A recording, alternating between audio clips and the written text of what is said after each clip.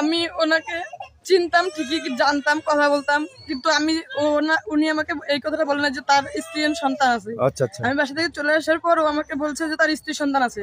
এখন ওই মুহূর্তে আমার পজিশন নেই যে আমি বাসায় যাবো, কারণ তখন আমার ভিতরে একটা ভয় ছিল যে আমি কিভাবে এখন বাসায় ফিরে যাবো। আর আমার স্বামী আমাকে ডাক দেখে কালকে বলছিল যে যাও, তুমি চলে যাও, যেখানে ইচ্ছে যাও, চলে যাও। এই কারণে আমি চলে আসছি। এখন মানুষের ঘর ভাঙা মানে মসজিদ ভাঙা, মন্দির ভাঙা। এখন তুমি চিন্তা করে একদম তোমার জীবনের খেলা, কিন্তু এটা তোমার জীবনের খেলা, তোমার বাচ্চাদের খেলা। স্বামী সিদ্ধান্ত তুমি তোমার আচ্ছা ঠিক আছে, তাহলে তোর কালকে কোথায় ছিলেন?